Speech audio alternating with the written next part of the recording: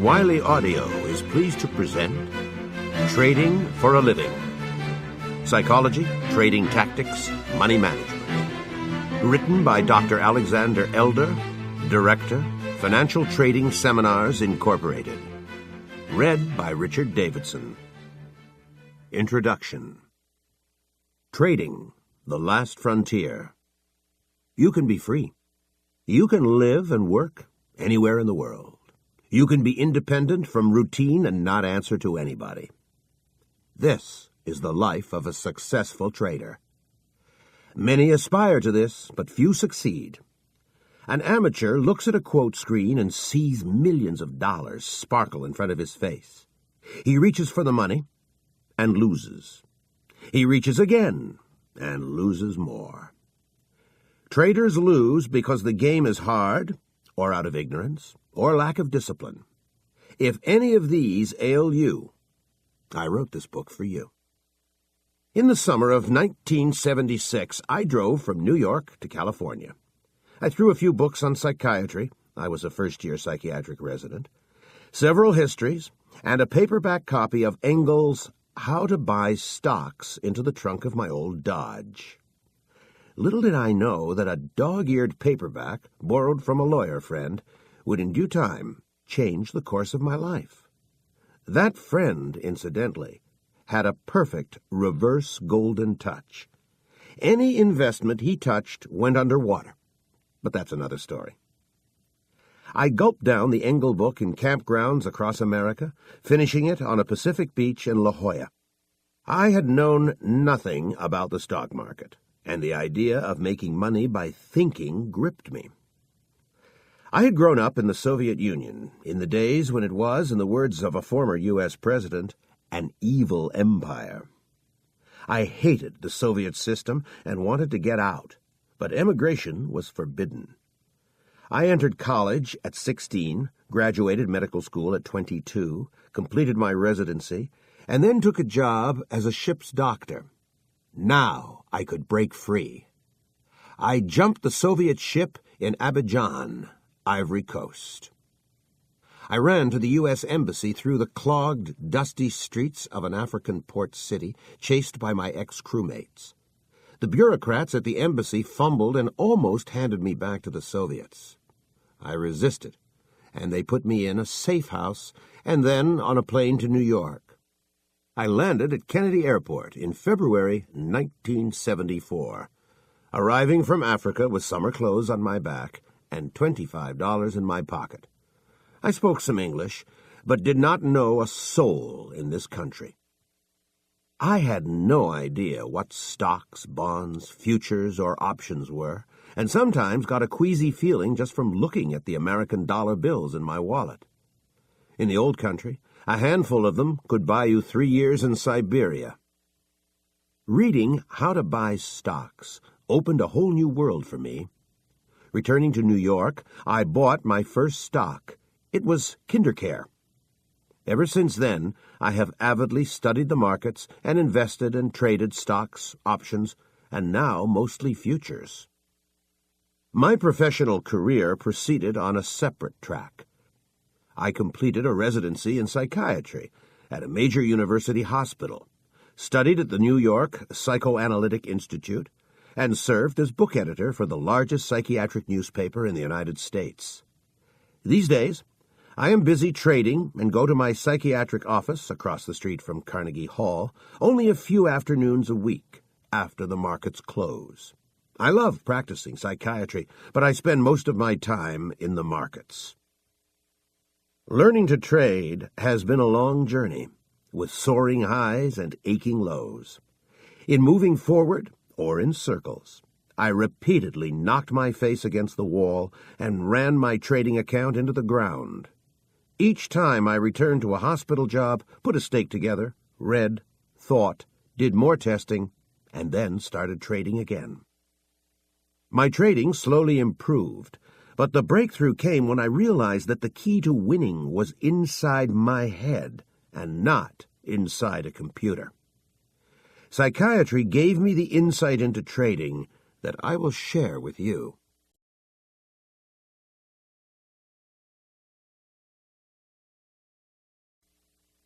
Psychology is the key. You may base your trades on fundamental or technical analysis. You may trade because of hunches about economic or political trends, use inside information, or simply hope. Remember how you felt the last time you placed an order? Were you anxious to jump in or afraid of losing? Did you procrastinate before picking up the phone? When you closed out a trade, did you feel elated or humiliated? The feelings of thousands of traders merge into huge psychological tides that move the markets. The majority of traders spend most of their time looking for good trades. Once they enter a trade, they lose control and either squirm from pain or grin from pleasure. They ride an emotional roller coaster and miss the essential element of winning, the management of their emotions. Their inability to manage themselves leads to poor money management of their accounts. If your mind is not in gear with the markets, or if you ignore changes in mass psychology of crowds, then you have no chance of making money trading. All winning professionals know the enormous importance of psychology in trading. All losing amateurs ignore it. Friends and clients who know that I am a psychiatrist often ask me whether this helps me as a trader. Good psychiatry and good trading have one important principle in common. Both focus on reality, on seeing the world the way it is. To live a healthy life, you have to live with your eyes open. To be a good trader, you need to trade with your eyes open, recognize real trends and turns, and not waste time or energy on regrets and wishful thinking. Why do most traders lose and wash out of the markets? Emotional and thoughtless trading are two reasons, but there is another. Markets are actually set up so that most traders must lose money. The trading industry kills traders with commissions and slippage. Most amateurs cannot believe this, just as medieval peasants could not believe that tiny invisible germs could kill them. If you ignore slippage and deal with a broker who charges high commissions, you are acting like a peasant who drinks from a communal pool during a cholera epidemic. You pay commissions for entering and exiting trades. Slippage is the difference between the price at which you place your order and the price at which it gets filled. When you place a limit order, it is filled at your price or not at all. When you feel eager to enter or exit the market and give a market order, it is often filled at a worse price than prevailed when you placed it. The trading industry keeps draining huge amounts of money from the markets. Exchanges, regulators, brokers, and advisors live off the markets while generations of traders keep washing out. Markets need a fresh supply of losers, just as builders of the ancient pyramids of Egypt needed a fresh supply of slaves. Losers bring money into the markets, which is necessary for the prosperity of the trading industry. Brokers, exchanges, and advisors run marketing campaigns to attract more losers to the markets. Some mention that futures trading is a zero-sum game. They count on the fact that most people feel smarter than average and expect to win in a zero-sum game. Winners in a zero-sum game make as much as losers lose.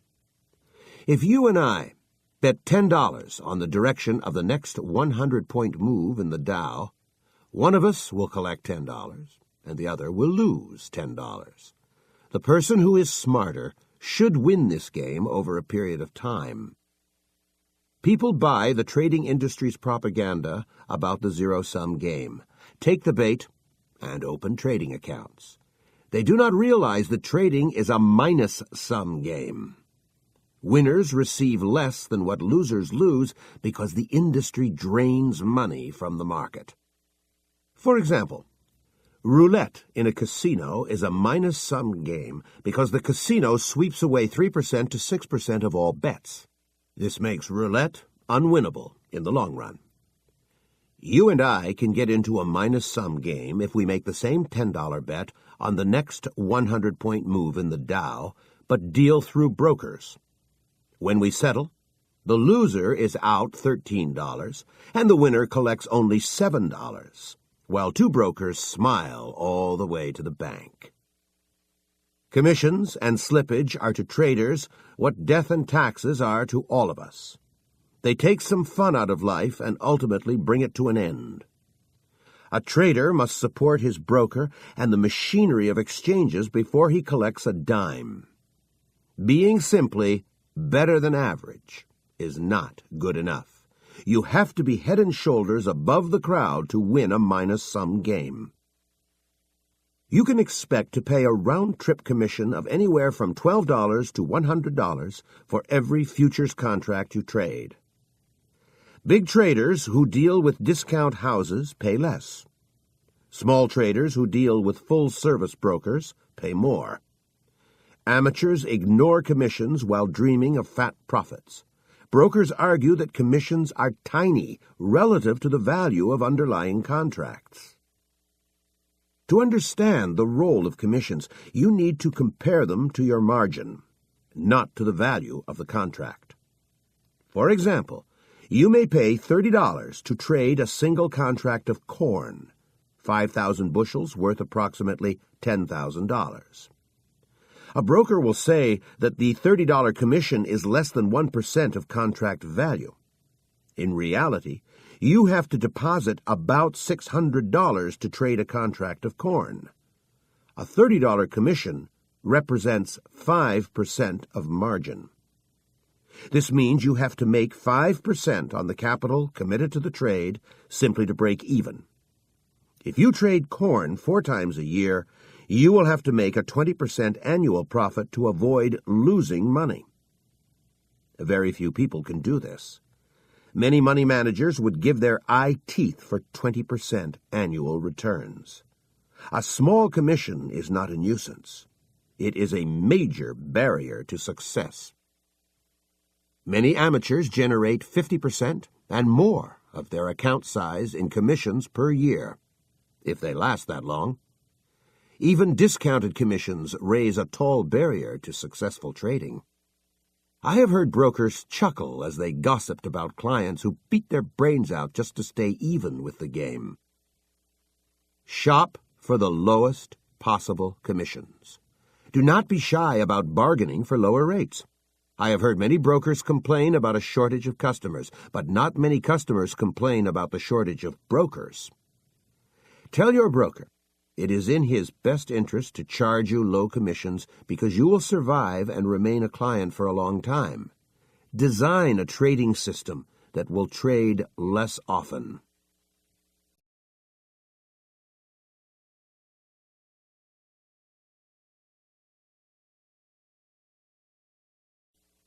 Slippage takes either piranha-sized or shark-sized bites out of your account whenever you enter and exit the markets.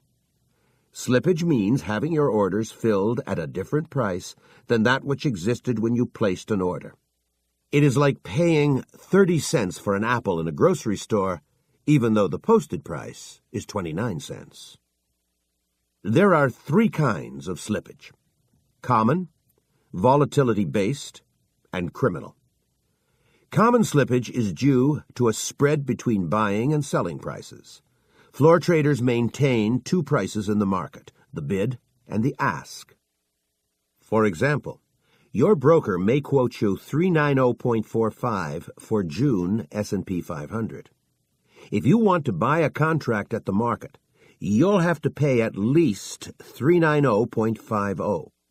If you want to sell at the market, you will receive 390.40 or less.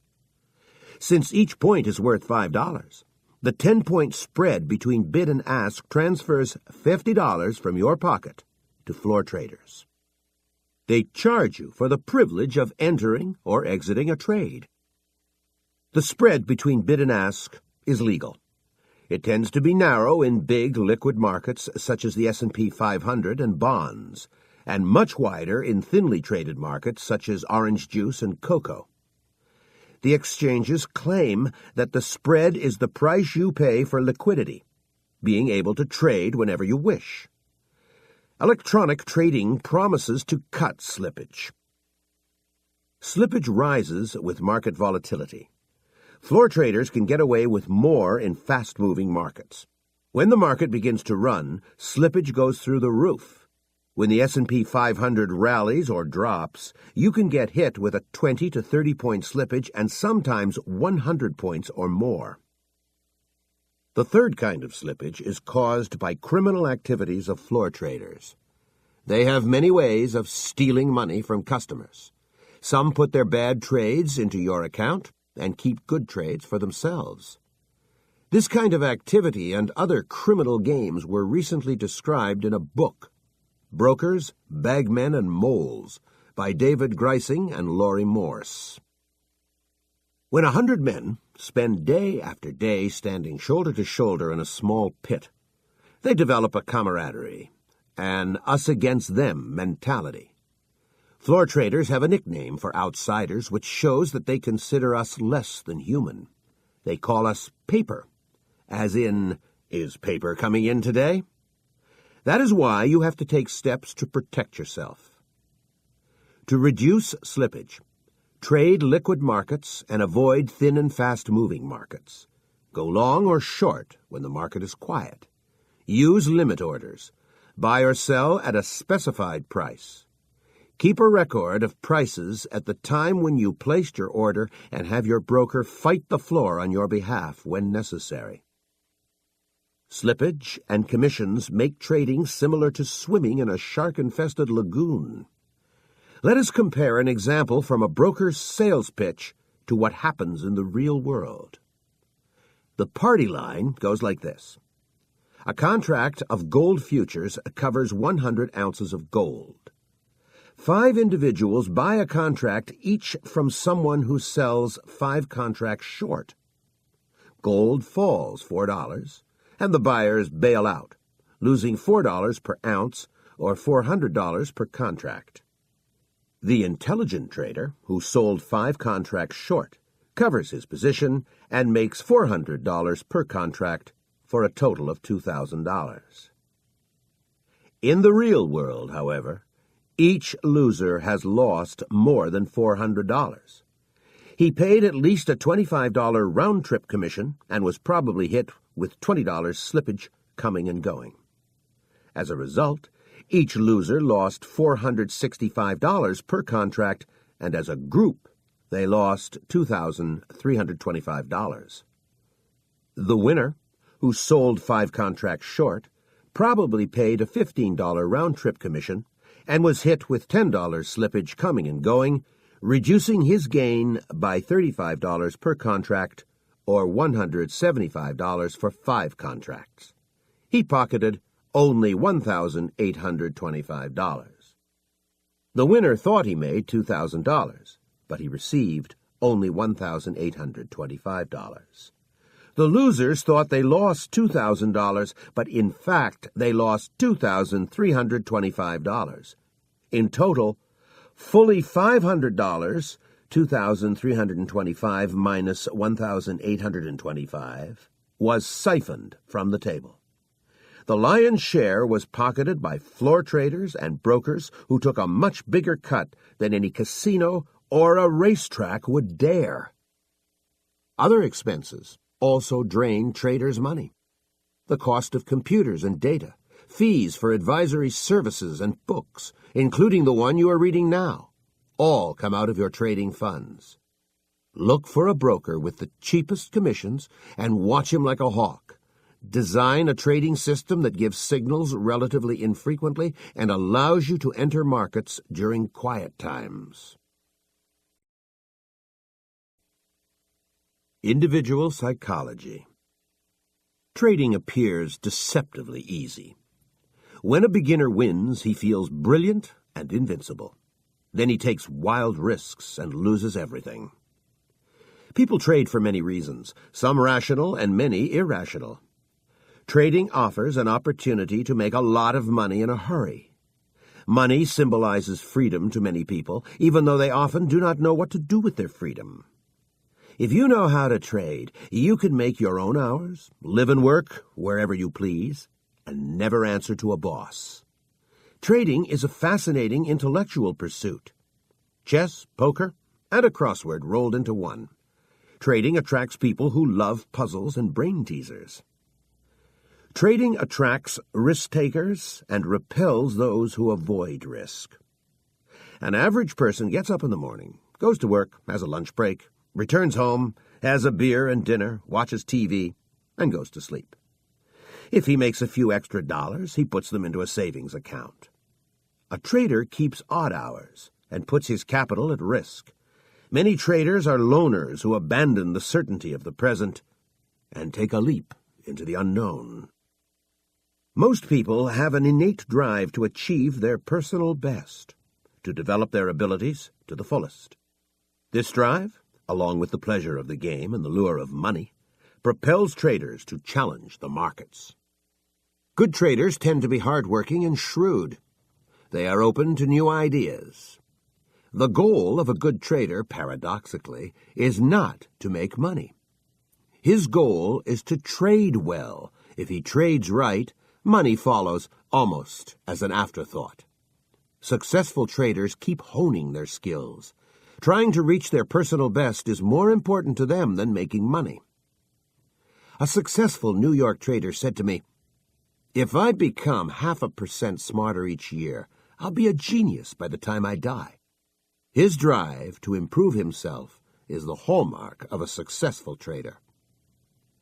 A professional trader from Texas invited me to his office and said, "If you sit across the table from me while I day trade, you won't be able to tell whether I am $2,000 ahead or $2,000 behind on that day."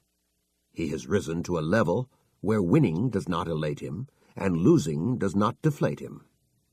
He is so focused on trading right and improving his skills that money no longer influences his emotions. The trouble with self-fulfillment is that many people have a self-destructive streak. Accident-prone drivers keep destroying their cars, and self-destructive traders keep destroying their accounts. Markets offer unlimited opportunities for self-sabotage as well as for self-fulfillment. Acting out your internal conflicts in the marketplace is a very expensive proposition. Traders who are not at peace with themselves often try to fulfill their contradictory wishes in the market. If you do not know where you are going, you will wind up somewhere you never wanted to be. Trading psychology. Your feelings have an immediate impact on your account equity. You may have a brilliant trading system, but if you feel frightened, arrogant, or upset, your account is sure to suffer. When you recognize that a gambler's high or fear is clouding your mind, stop trading. Your success or failure as a trader depends on controlling your emotions. When you trade, you compete against the sharpest minds in the world. The field on which you compete has been slanted to ensure your failure. If you allow your emotions to interfere with your trading, the battle is over. You are responsible for every trade that you make. A trade begins when you decide to enter the market and ends only when you decide to take yourself out. Having a good trading system is not enough. Most traders with good systems wash out of the markets because psychologically they are not prepared to win. Markets offer enormous temptations, like walking through a gold vault or through a harem. Markets evoke powerful greed for more gains and a great fear of losing what we've got. Those feelings cloud our perceptions of opportunities and dangers. Most amateurs feel like geniuses after a winning streak. It is exciting to believe that you are so good you can bend your own rules and succeed. That's when traders deviate from their rules and go into a self-destruct mode. Traders gain some knowledge, they win, their emotions kick in, and they self-destruct. Most traders promptly give their killings back to the markets. The markets are full of rags to rags stories. The hallmark of a successful trader is his ability to accumulate equity. You need to make trading as objective as possible. Keep a diary of all your trades with before and after charts. Keep a spreadsheet listing all your trades, including commissions and slippage, and maintain very strict money management rules. You may have to devote as much energy to analyzing yourself as you do to analyzing the markets. When I was learning how to trade, I read every book on trading psychology I could find. Many writers offered sensible advice. Some stressed discipline. You cannot let the market sway you. Do not make decisions during trading hours. Plan a trade and trade a plan. Others stressed flexibility. Do not enter the market with any preconceived notions. Change your plans when markets change. Some experts suggested isolation. No business news, no Wall Street Journal, no listening to other traders, just you and the markets. Others advise being open-minded, keeping in touch with other traders, and soaking up fresh ideas. Each piece of advice seemed to make sense, but contradicted other equally sensible advice. As a trader, you are in the business of trading. You need to define your businessman's risk, the maximum amount of money you will risk on any single trade. There is no standard dollar amount, just as there is no standard business. An acceptable businessman's risk depends, first of all, on the size of your trading account. It also depends on your trading method and pain tolerance. The concept of a businessman's risk will change the way you manage your money. A sensible trader never risks more than 2% of account equity on any trade. For example, if you have $30,000 in your account, you may not risk more than $600 per trade, and if you have $10,000, you may not risk more than $200. If your account is small, limit yourself to trading less expensive markets or mini-contracts. If you see an attractive trade but your stop would have to be placed where more than 2% of equity would be at risk, pass that trade. Avoid risking more than 2% on a trade the way a recovering alcoholic avoids bars. If you are not sure how much to risk, err on the side of caution. If you blame excess commissions on a broker and slippage on a floor trader, you give up control of your trading life. Try to reduce both, but take responsibility for them. If you lose even $1 more than your businessman's risk, including commissions and slippage, you are a loser. Do you keep good trading records? Poor record-keeping is a sure sign of a gambler and a loser. Good businessmen keep good records. Your trading records must show the date and price of every entry and exit, slippage, commissions, stops, all adjustments of stops, reasons for entering, objectives for exiting, maximum paper profit, maximum paper loss after a stop was hit, and any other necessary data. If you bail out of a trade within your businessman's risk, it is normal business. There is no bargaining, no waiting for another tick, no hoping for a change. Losing $1 more than your established businessman's risk is like getting drunk, getting into a brawl, getting sick to your stomach on your way home, and waking up in the gutter with a headache. You would never want that to happen. Each trader has his own demons to exorcise on the journey to becoming a successful professional.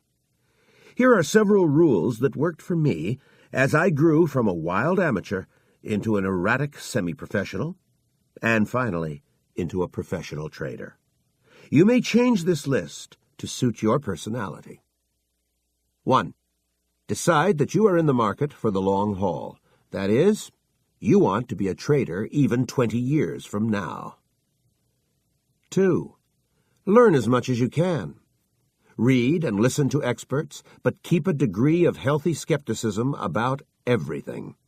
Ask questions, and do not accept experts at their word. 3. Do not get greedy and rush to trade. Take your time to learn. The markets will be there with more good opportunities in the months and years ahead. 4. Develop a method for analyzing the market. That is, if A happens, then B is likely to happen. Markets have many dimensions. Use several analytic methods to confirm trades.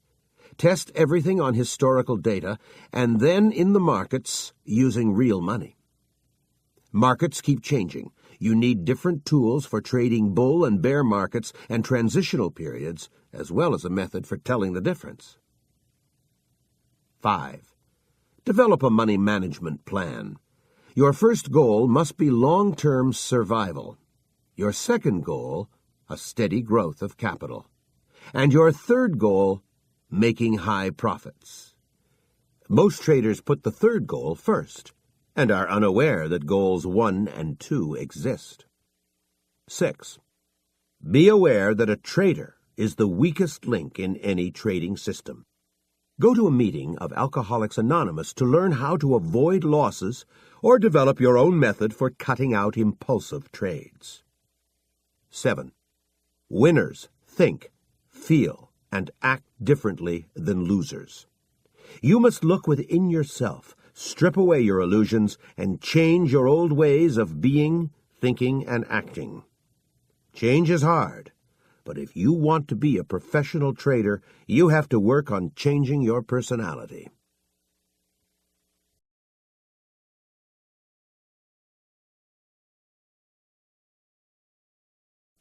Mass psychology. Wall Street is named after a wall that kept farm animals from wandering away from the settlement at the tip of Manhattan.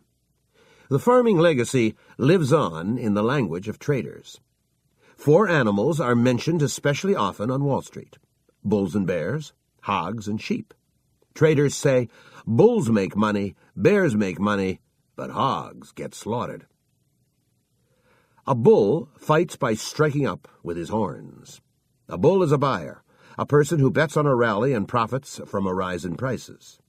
A bear fights by striking down with his paws. A bear is a seller, a person who bets on a decline and profits from a fall in prices. Hogs are greedy. They get slaughtered when they trade to satisfy their greed. Some hogs buy or sell positions that are too large for them and get destroyed by a small adverse move. Other hogs overstay their positions. They keep waiting for profits to get bigger even after the trend reverses. Sheep are passive and fearful followers of trends, tips, and gurus. They sometimes put on a bull's horns or a bearskin and try to swagger. You recognize them by their pitiful bleating when the market becomes volatile. Whenever the market is open, bulls are buying, bears are selling, hogs and sheep get trampled underfoot, and the undecided traders wait on the sidelines. Quote machines all over the world show a steady stream of quotes, the latest prices for any trading vehicle. Thousands of eyes are focused on each price quote as people make trading decisions. There are 3 groups of traders in the market: buyers, sellers, and undecided traders. Ask is what a seller asks for his merchandise. Bid is what a buyer offers for that merchandise. Buyers and sellers are always in conflict. Buyers want to pay as little as possible, and sellers want to charge as much as possible.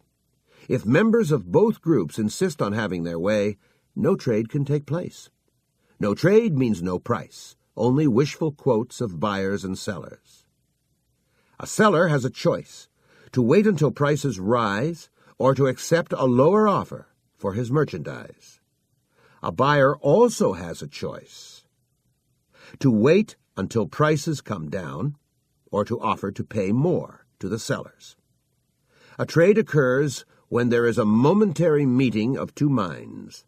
An eager bull agrees to a seller's terms and pays up, or an eager bear agrees to a buyer's terms and sells a little cheaper. The presence of undecided traders puts pressure on both bulls and bears. When a buyer and a seller bargain in private, they may haggle at a leisurely pace. The 2 must move much faster when they bargain at the exchange. They know that they are surrounded by a crowd of other traders who may butt in on their deal at any moment. The buyer knows that if he thinks for too long, another trader can step in and snap away his bargain. A seller knows that if he tries to hold out for a higher price, another trader may step in and sell at a lower price. The crowd of undecided traders makes buyers and sellers more anxious to accommodate their opponents. A trade occurs when there is a meeting of two minds.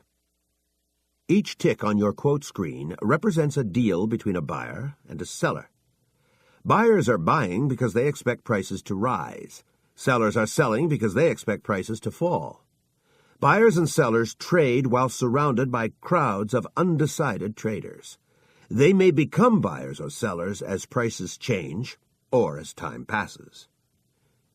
Buying by bulls pushes markets up.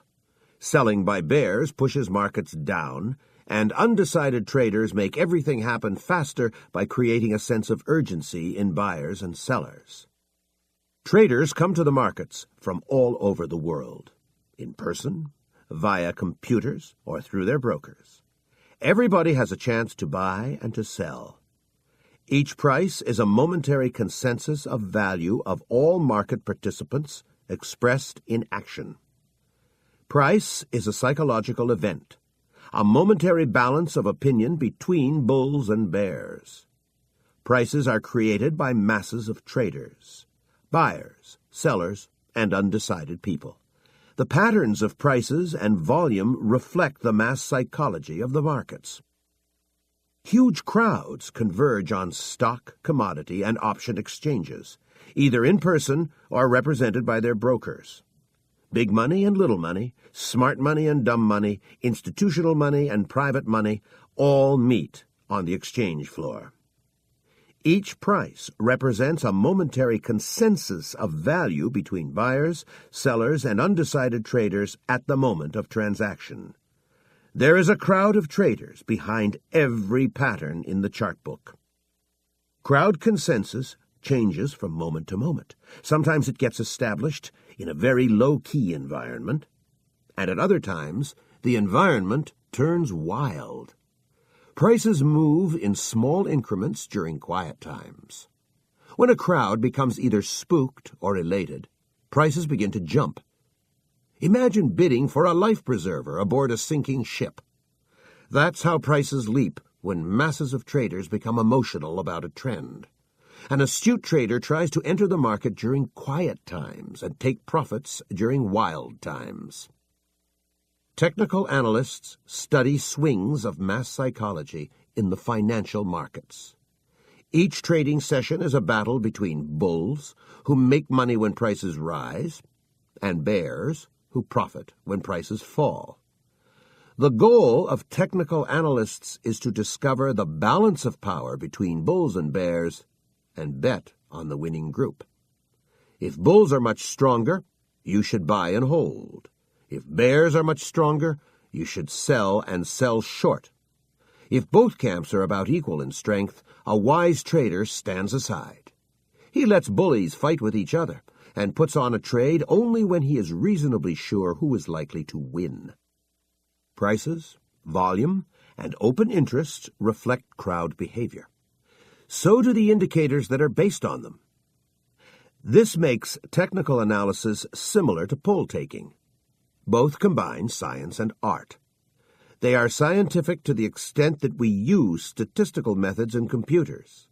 They are artistic to the extent that we use personal judgment to interpret our findings.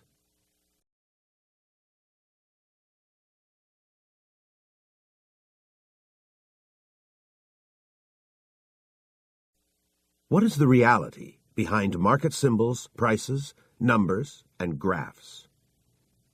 When you check prices in your newspaper, watch quotes on your screen, or plot an indicator on your chart, what exactly are you looking at?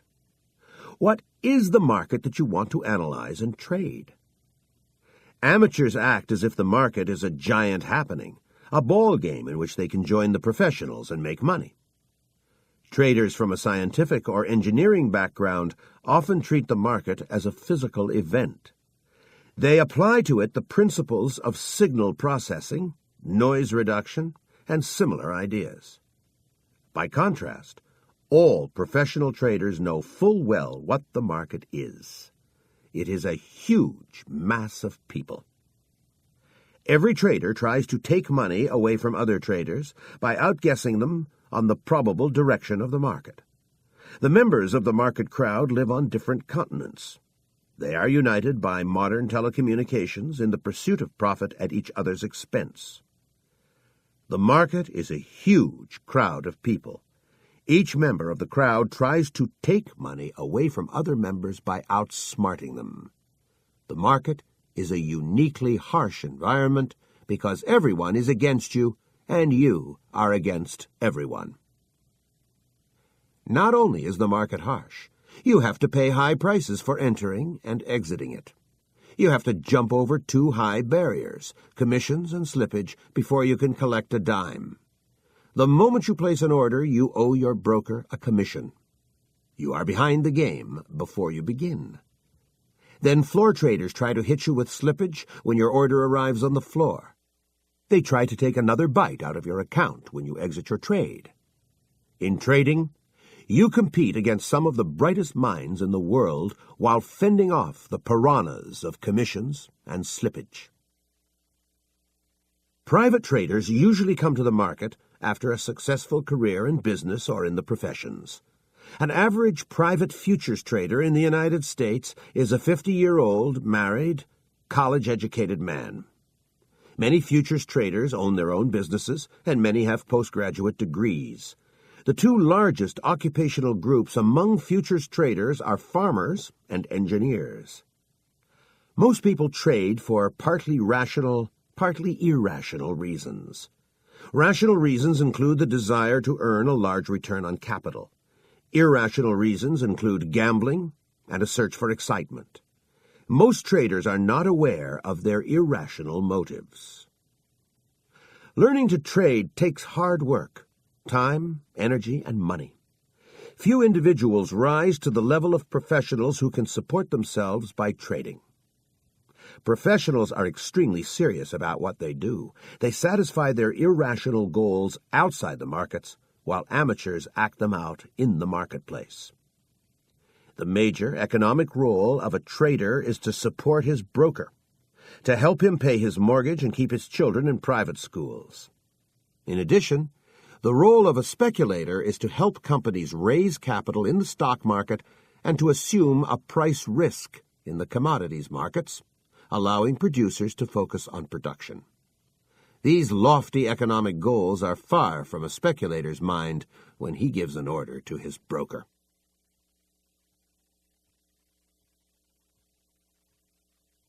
Institutions are responsible for a huge volume of trading.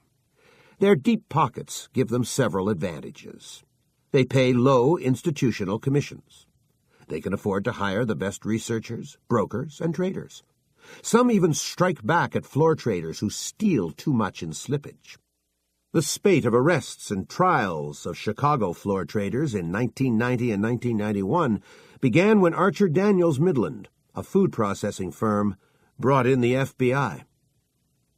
A friend of mine who heads a trading desk at a bank bases some of his decisions on a service provided by a group of former CIA officers.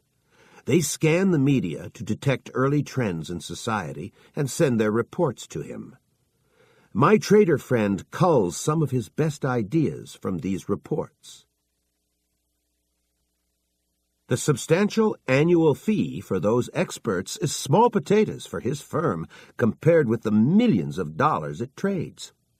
Most private traders do not have such opportunities. It is easier for institutions to buy the best research.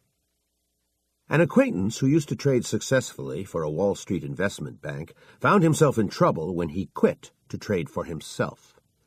He discovered that a real-time quote system in his Park Avenue apartment in Manhattan did not give him news as fast as the squawk box on the trading floor of his old firm. Brokers from around the country used to call him with the latest ideas because they wanted his orders. When you trade from your house, you are never the first to hear the news, he says. Some large firms have intelligence networks that enable them to act before the public.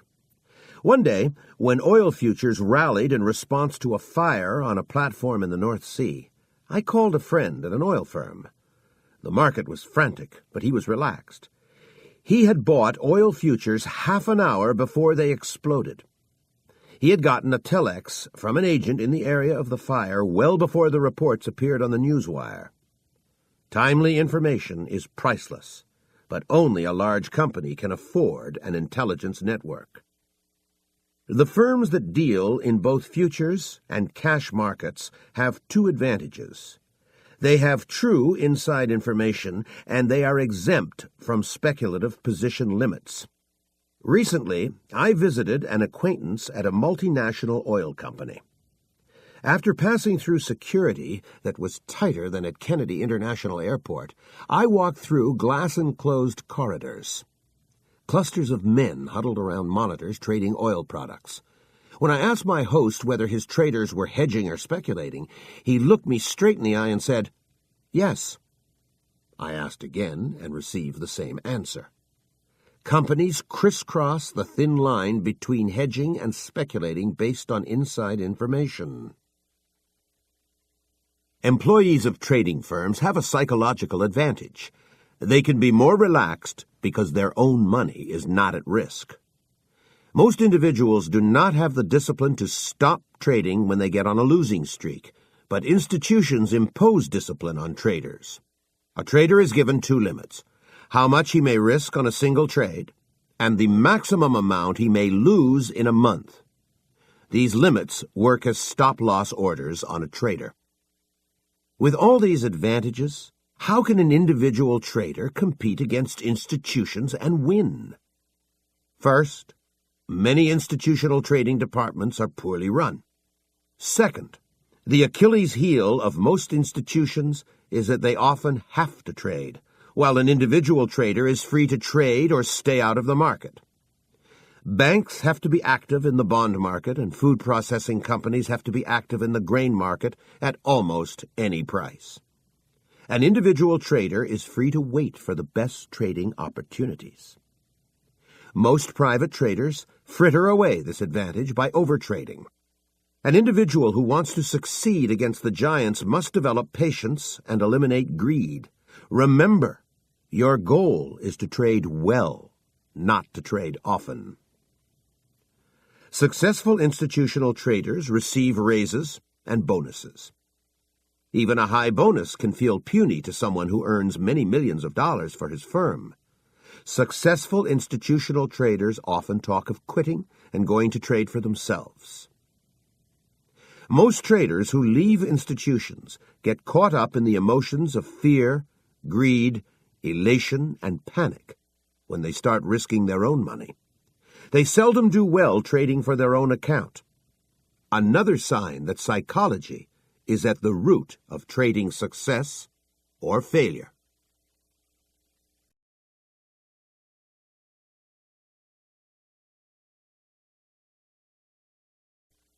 The market crowd and you. The market is a loosely organized crowd whose members bet that prices will rise or fall. Since each price represents the consensus of the crowd at the moment of transaction, all traders are in effect betting on the future mood of the crowd. That crowd keeps swinging from indifference to optimism or pessimism, and from hope to fear. Most people do not follow their own trading plans because they let the crowd influence their feelings, thoughts, and actions.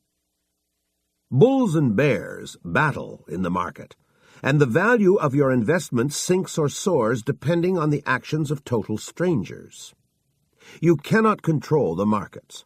You can only decide whether and when to enter or exit trades.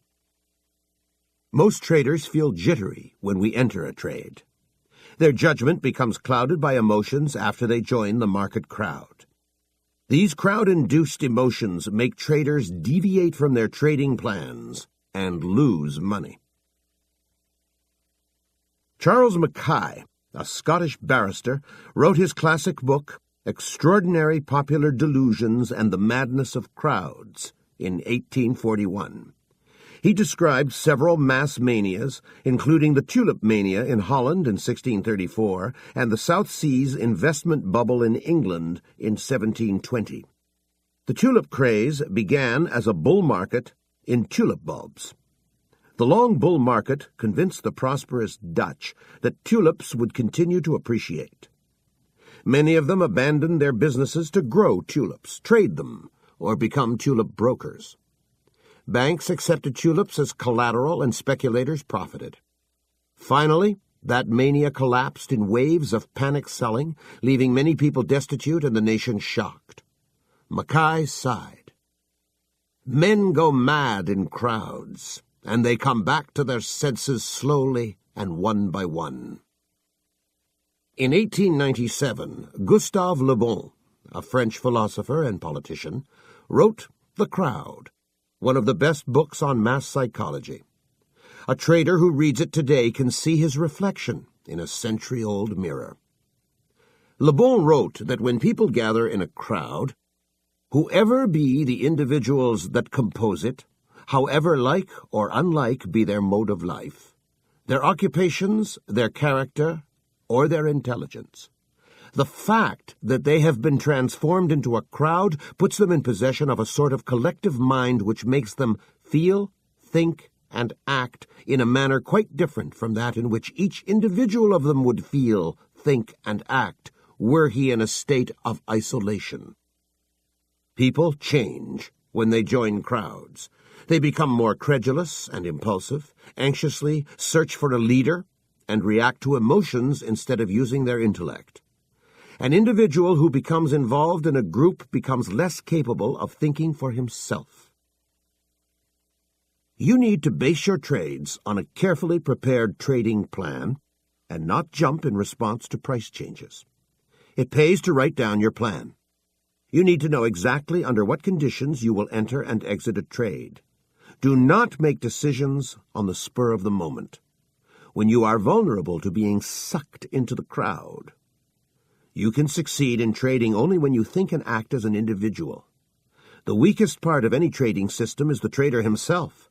Traders fail when they trade without a plan or deviate from their plans. Plans are created by reasoning individuals. Impulsive trades are made by sweaty group members. You have to observe yourself and notice changes in your mental state as you trade. Write down your reasons for entering a trade and the rules for getting out of it, including money management rules. You must not change your plan while you have an open position. Sirens were sea creatures of Greek myths who sang so beautifully that sailors jumped overboard and drowned.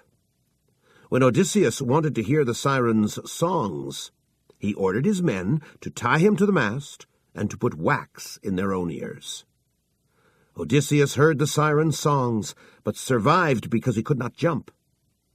You ensure your survival as a trader when on a clear day you tie yourself to the mast of a trading plan and money management rules.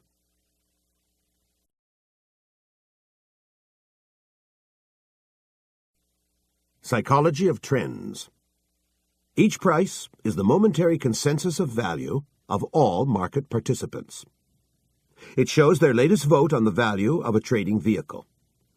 Any trader can put in his 2 cents worth by giving an order to buy or to sell or by refusing to trade at the current level.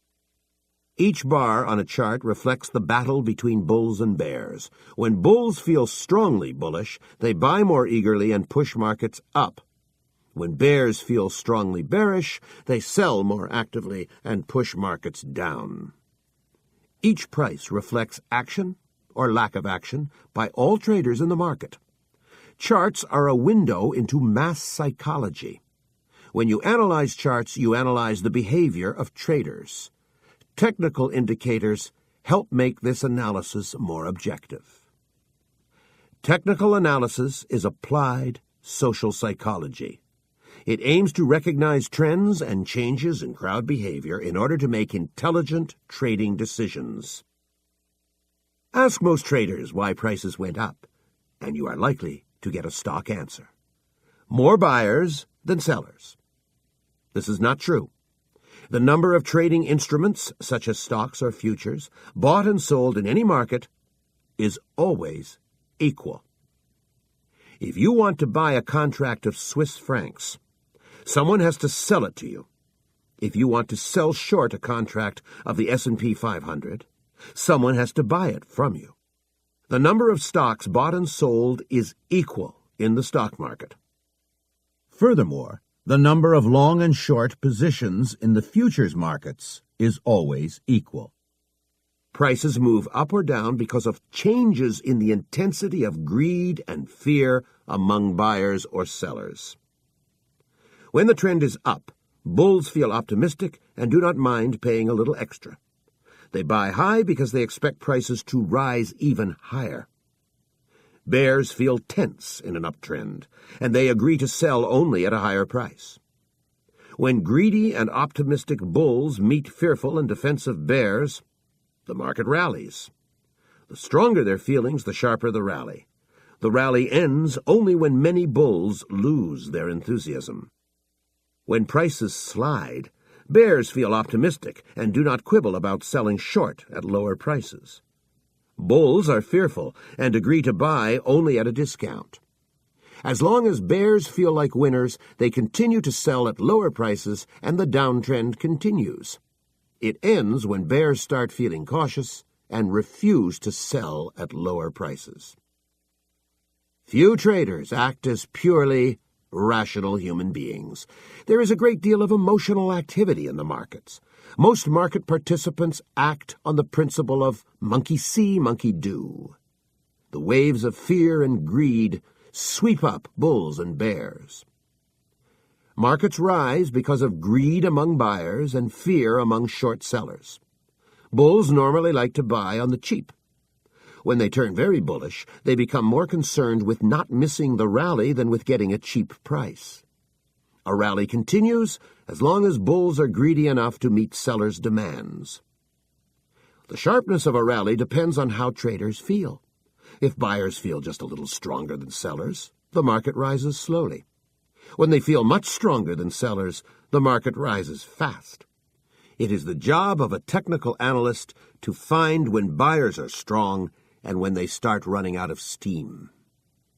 Short sellers feel trapped by rising markets as their profits melt and turn into losses. When short sellers rush to cover, a rally becomes nearly vertical.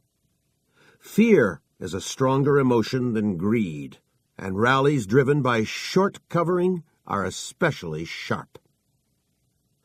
Markets fall because of greed among bears and fear among bulls. Normally, bears prefer to sell short on rallies, but if they expect to make a lot of money on a decline, they don't mind shorting on the way down. Fearful buyers agree to buy only below the market.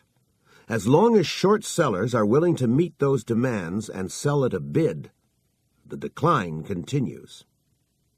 As bulls' profits melt and turn into losses, they panic and sell at almost any price. They are so eager to get out that they hit the bids under the market. Markets can fall very fast when hit by panic selling. Buying by happy bulls and covering by fearful bears pushes uptrends higher. Buyers feel rewarded while sellers feel punished. Both feel emotionally involved, but few traders realize that they are creating the uptrend, creating their own leader. Eventually, a price shock occurs. A major sale hits the market, and there are not enough buyers to absorb it. The uptrend takes a dive. Bulls feel mistreated, like children whose father hit them with a strap during a meal. But bears feel encouraged. A price shock plants the seeds of an uptrend's reversal. Even if the market recovers and reaches a new high, bulls feel more skittish and bears become bolder. This lack of cohesion in the dominant group and optimism among its opponents makes the uptrend ready to reverse. Several technical indicators identify tops by tracing a pattern called bearish divergence. It occurs when prices reach a new high, but the indicator reaches a lower high than it did on a previous rally. Bearish divergences mark the best shorting opportunities. When the trend is down, Bears feel like good children, praised and rewarded for being smart. They feel increasingly confident, add to their positions, and the downtrend continues. New bears come into the market. Most people admire winners, and the financial media keep interviewing bears in bear markets. Bulls lose money in downtrends, and that makes them feel bad. Bulls dump their positions, and many switch sides to join bears. Their selling pushes markets lower. After a while, bears grow confident and bulls feel demoralized. Suddenly, a price shock occurs. A cluster of buy orders soaks up all available sell orders and lifts the market. Now bears feel like children whose father has lashed out at them in the midst of a happy meal.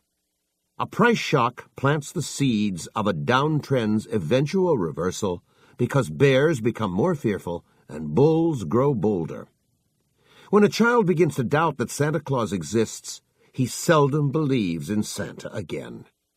Even if bears recover and prices fall to a new low, several technical indicators identify their weakness by tracing a pattern called a bullish divergence.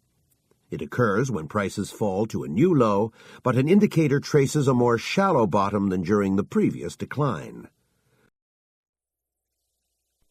An individual has a free will, and his behavior is hard to predict. Group behavior is more primitive and easier to follow. When you analyze markets, you analyze group behavior. You need to identify the direction in which groups run and their changes. Groups suck us in and cloud our judgment. The problem for most analysts is that they get caught in the mentality of the groups they analyze. The longer a rally continues, the more technicians get caught up in bullish sentiment, ignore the danger signs, and miss the reversal. The longer a decline goes on, the more technicians get caught up in bearish gloom and ignore bullish signs. This is why it helps to have a written plan for analyzing the markets. We have to decide in advance what indicators we will watch and how we will interpret them. Floor traders use several tools for tracking the quality and intensity of a crowd's feelings. They watch the crowd's ability to break through recent support and resistance levels. They keep an eye on the flow of paper, customer orders that come to the floor in response to price changes. Floor traders listen to the changes in pitch and volume of the roar on the exchange floor. If you trade away from the floor, you need other tools for analyzing crowd behavior. Your charts and indicators reflect mass psychology in action. A technical analyst is an applied social psychologist, often armed with a computer. Technical analysts believe that prices reflect everything known about the market, including all fundamental factors. Each price represents the consensus of value of all market participants.